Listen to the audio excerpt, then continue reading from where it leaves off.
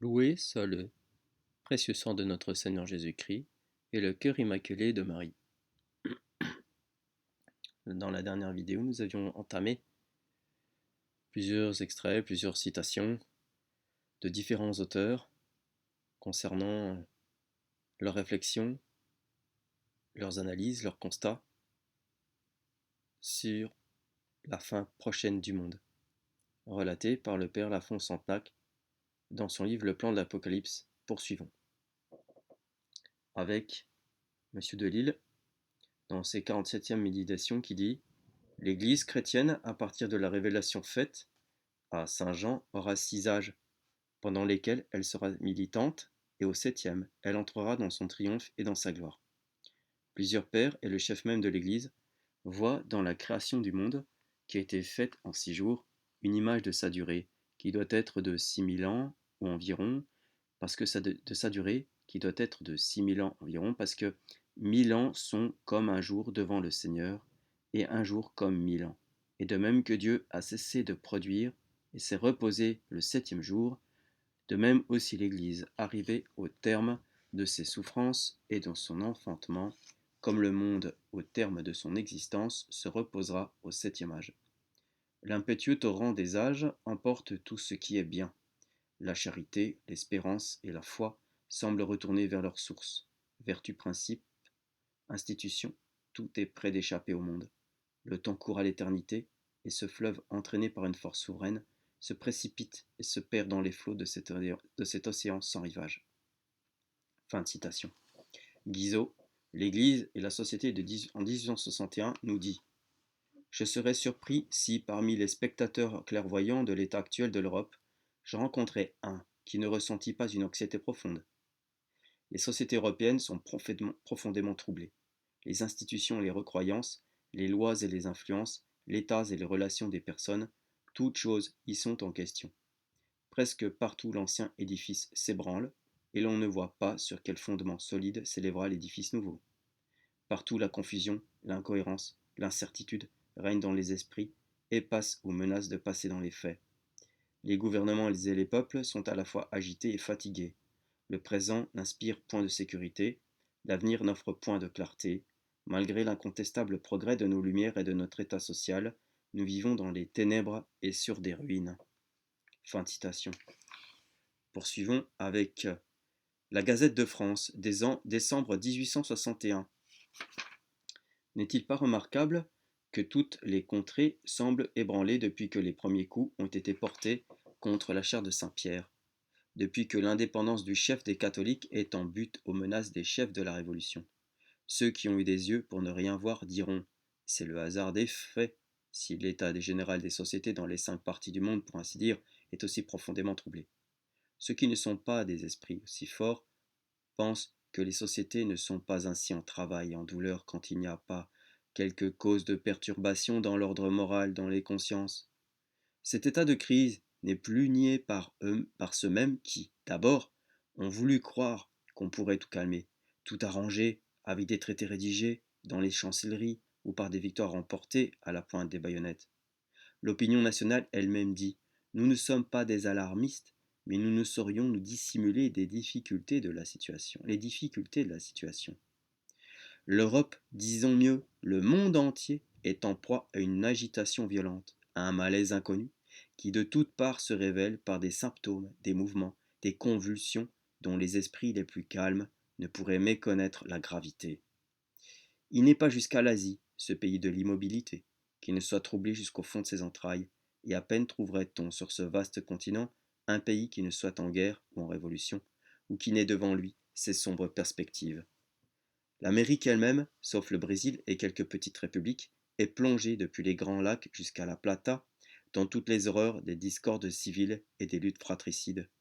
Quant à l'Europe, la paix n'y est maintenue que par un fil qui dans 3 mois pourrait être brisé et que 100 millions d'hommes polonais, magyars, croates, transylvains, roumains, serbes, italiens cherchent à rompre d'un commun effort.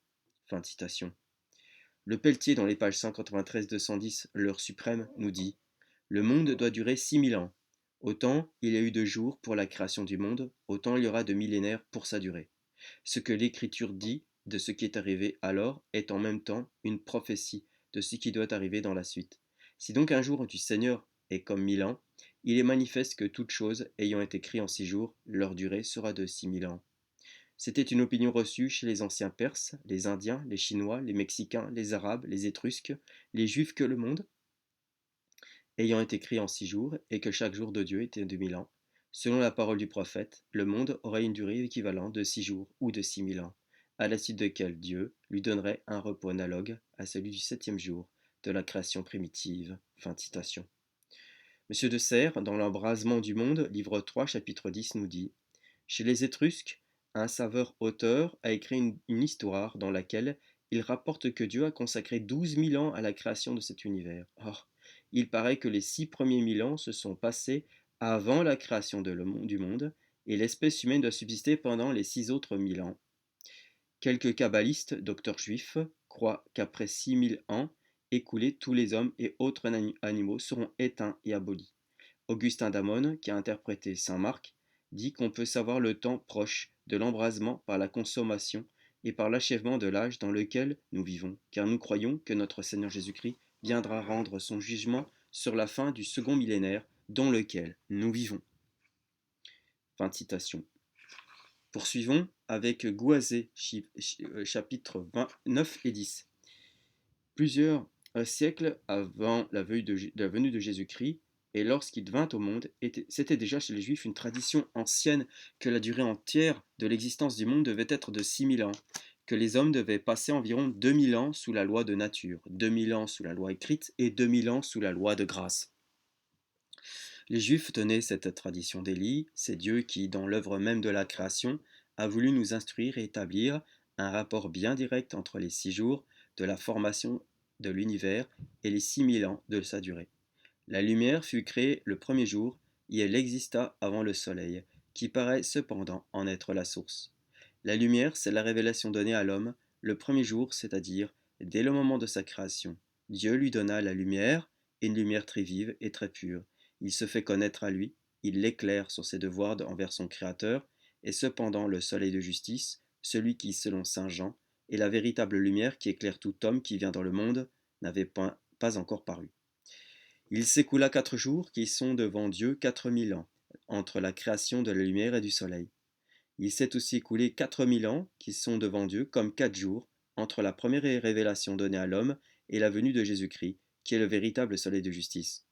Entre la création du soleil et celle de l'homme, 2 jours ou 2000 ans, puisque l'homme ne fut créé qu'à la fin du 6e jour. Depuis la venue de Jésus-Christ, il s'écoulera 2000 ans ou 2 jours jusqu'à la formation de l'homme parfait. D'où nous pouvons conclure que l'homme-dieu a employé 6 jours à créer le monde, il s'occupera de sa conservation, l'espace de 6000 ans, et qu'après ces 6000 ans, ou ces 6 jours, qui sont devant lui la même chose, il prendra et donnera à ses saints le grand repos de l'éternité. La Bible d'Avignon nous dit, dans son tome 16, page 46, Combien le monde dura-t-il? Il y a sur cela, chez les Hébreux, une tradition très célèbre selon d'Élie, selon laquelle le monde doit durer 6000 ans, à savoir 2000 ans avant la loi, 2000 ans sous la loi et 2000 ans sous le Messie. Fin de citation. La Bibliothèque sacrée rapporte également cette tradition à la page 18, tome 10. Saint Irénée dit: Le monde doit durer autant de 1000 ans que Dieu a mis de jours à le produire. Et saint Hippolyte pensait de même. Saint Hippolyte, notre père Lafont Santenac, le reprend assez souvent, même le suit sur beaucoup de choses, sur beaucoup de plans, sur beaucoup d'interprétations que, que ce saint a fait. Nous verrons ça plus tard, notamment pour l'explication des deux bêtes, la différence des deux bêtes, le Empire romain et l'Antéchrist, à ce chapitre que nous développerons plus tard. Ensuite, Lactance, l'institution divine, livre 7, chapitre 14 nous dit que les philosophes qui comptent plusieurs milliers d'années depuis le commencement de ce monde sachent qu'il n'y en a pas encore 6000, et que dès que 6000 ans seront écoulés, l'univers finira et l'état du monde changera de face. Dieu a achevé en 6 jours ce merveilleux ouvrage de l'univers, comme l'Écriture le témoigne, et s'étant reposé le 7e, il l'a sanctifié, et c'est ce jour que les Juifs appellent le jour du sabbat, qui signifie le nombre 7, qui est un nombre plein. Or, comme tous ces ouvrages de Dieu ont été achevés en 6 jours, il faut nécessairement qu'ils durent 6000 ans. Le grand jour est de 1000 ans, selon les paroles du prophète, Seigneur, 1000 ans ne sont de vous que comme un jour. Comme Dieu a travaillé 6 jours pour achever tout cet ouvrage, ainsi la religion et la vérité travailleront 6000 ans, pendant lesquels l'injustice régnera. Et comme il s'est reposé le septième jour et qu'il l'a béni, il faudra qu'à la fin des 6000 ans, l'injustice soit abolie.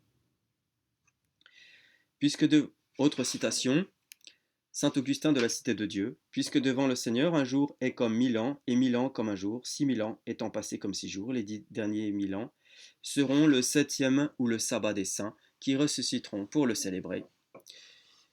Saint Hilaire, sur ces paroles de Saint Matthieu, nous dit, 6 jours après qu'il fut transfiguré, dit que cette circonstance qu'après un intervalle de 6 jours, le Seigneur parut revêtu de gloire, montre et annonce qu'après la révolution de 6000 ans, succédera la gloire du royaume céleste. Saint Jérôme, à l'être à Saint Cyprien, par rapport à lui, Dieu, 1000 ans sont comme un jour, d'où je conclus, ainsi que de la lettre de l'apôtre Saint Pierre, que 1000 années se comptent habituellement comme un jour, de sorte que de même que le monde a été créé en 6 jours, de même il faut croire qu'il ne subsistera que 6000 ans. Ailleurs, Saint Jérôme, expliquant le psaume 89, 1000 ans sont devant vos yeux comme le jour d'hier, dit, je crois que c'est de cet endroit et de l'épître qui porte le nom de Saint Pierre, qu'est venue la coutume de considérer 1000 ans comme un jour, en sorte que comme le monde a été fait en 6 jours, on croit qu'il ne subsistera que 6000 ans. Saint Ambroise sur Saint Luc du livre 7 nous dit, que signifie cette phrase de Saint Luc, environ 8 jours après que Jésus eut dit ces paroles, sinon que celui qui écoute la parole du Christ et qui y croit verra la gloire du Christ au jour de la résurrection. Mais Matthieu et Marc affirment que ces choses se sont passées après 6 jours, et nous préférons ce nombre de 6 jours parce qu'il correspond au symbole de la création du monde en 6 jours, d'où nous pouvons conclure qu'après 6000 ans, car 1000 ans sont pour Dieu comme un jour, les temps de la durée du monde étant accomplis, la résurrection future s'effectuera. Saint Barnabé, épître catholique cité par le Pelletier dans l'heure suprême, nous dit, Dieu, dit Moïse, fit en 6 jours les ouvrages de ses mains, et il les acheva le septième. Il se reposa en ce jour et le sanctifia. Faites attention, mes fils, à ce qui est dit que Dieu acheva toutes choses en 6 jours. Cela signifie que le Seigneur Dieu achèvera toutes choses en 6000 ans. J'en atteste Moïse lui-même quand il dit, devant vos yeux, Seigneur, 1000 ans sont comme le jour d'hier qui est passé. D'où vous devez conclure, mes fils, que toutes ces choses seront consommées en 6 jours, ou ce qui revient au même en 6000 ans. Et que signifie Dieu se reposa le septième jour? Cela signifie que quand le Fils de Dieu viendra, il retranchera le temps de l'éternité, il jugera les impies, il changera le soleil, la lune et les étoiles, et alors il se reposera le septième jour. Cet épître de Saint Barnabé, qui date des premiers siècles de l'Église, témoigne, quoi qu'il en soit de son authenticité, des sentiments des premiers chrétiens sur la durée du monde. Voilà d'authentiques et abondantes preuves, certifications, affirmations que nous sommes tout proches, puisque nous sommes en 2024, nous sommes à 6 ans, nous sommes en 2024, 6 ans après le début de l'évangélisation que notre Seigneur a fait, 2000 ans après. Donc on est vraiment proche de 2030. Donc on est tout proche. Gloria natissimis Deo, et intera pax hominibus bone voluntatis.